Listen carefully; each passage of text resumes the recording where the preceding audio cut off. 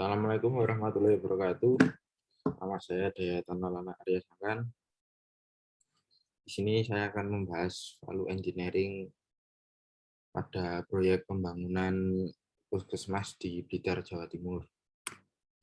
Pengertian value engineering adalah suatu teknik untuk mengidentifikasi cara kerja atau berbagai fungsi yang dibutuhkan dari suatu produk untuk menetapkan nilainya sehingga menciptakan fungsi-fungsi tersebut dengan biaya serendah mungkin. Ya, intinya itu mengoptimalkan uang yang dikeluarkan untuk suatu produk sehingga didapatkan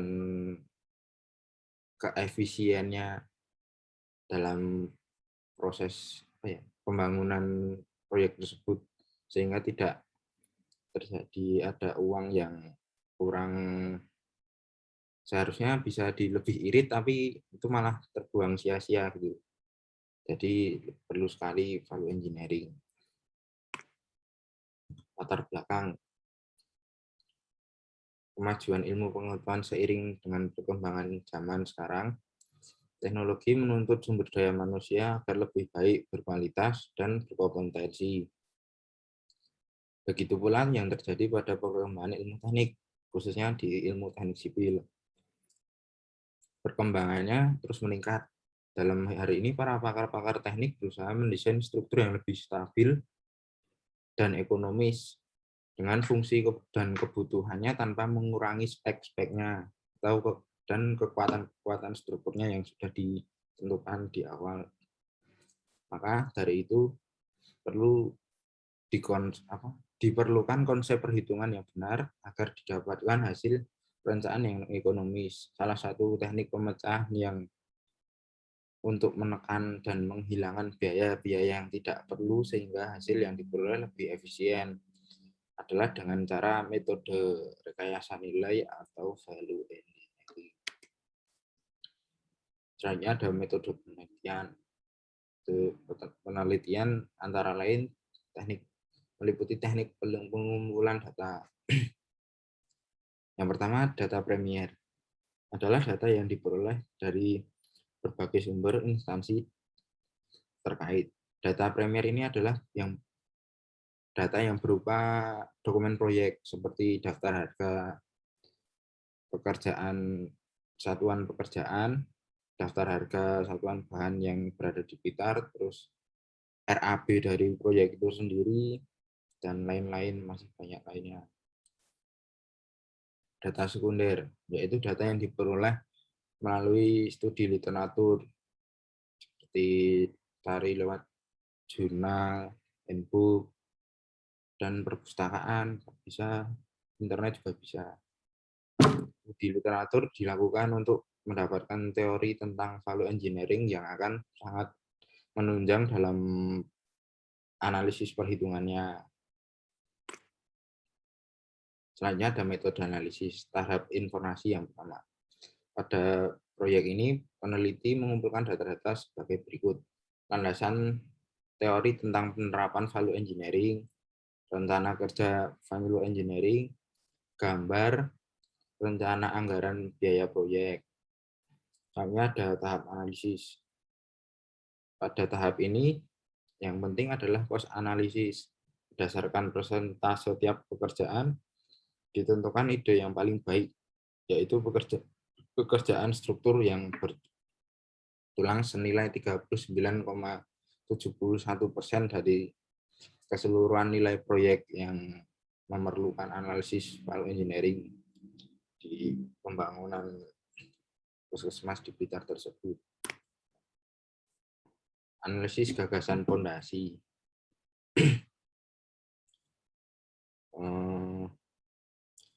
Di sini ada yang pertama, ide yang terpilih mengganti dengan fondasi baja.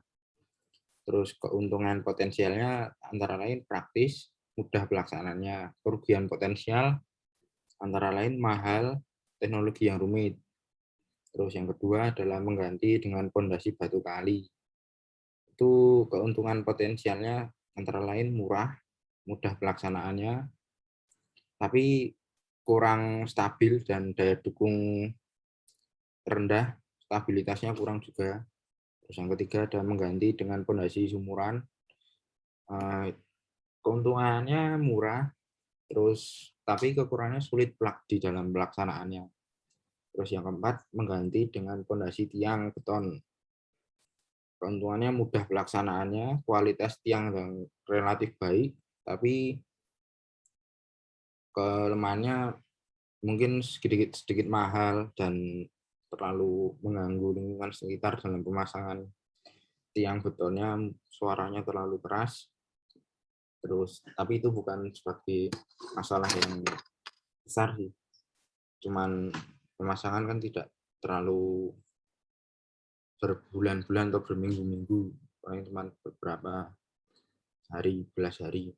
Terus yang 5, mengganti dengan pondasi plat setempat.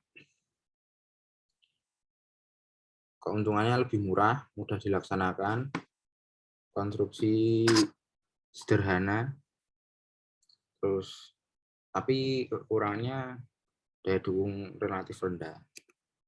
Terus materi kelayaan. Jadi di sini pada kriteria tersebut terdapat A, B, C, D, E. Nah, A itu mendeskripsikan tentang biaya, B itu pelaksanaan di lapangan, C teknologi, terus D pengawasan mutu, E daya dukung.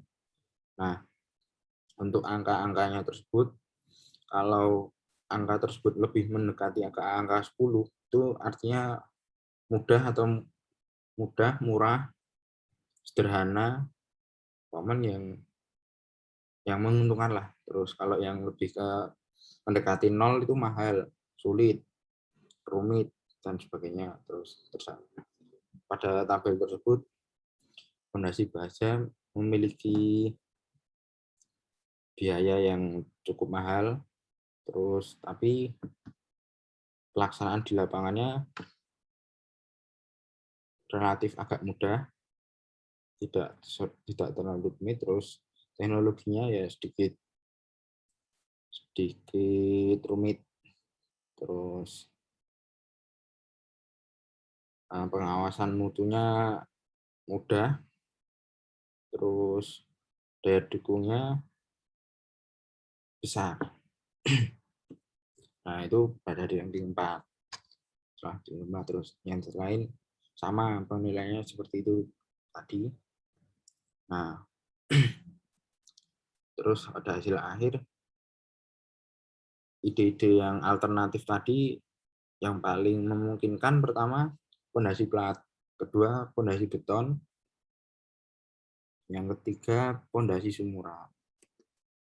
Nah, ini tadi kriterianya.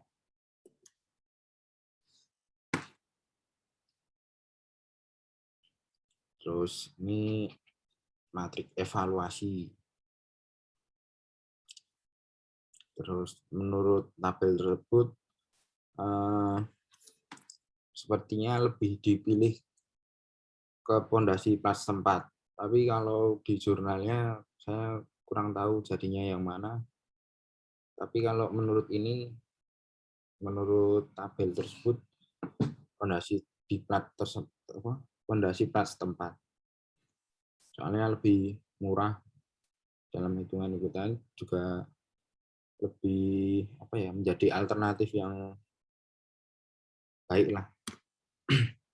Terus yang terakhir kesimpulan.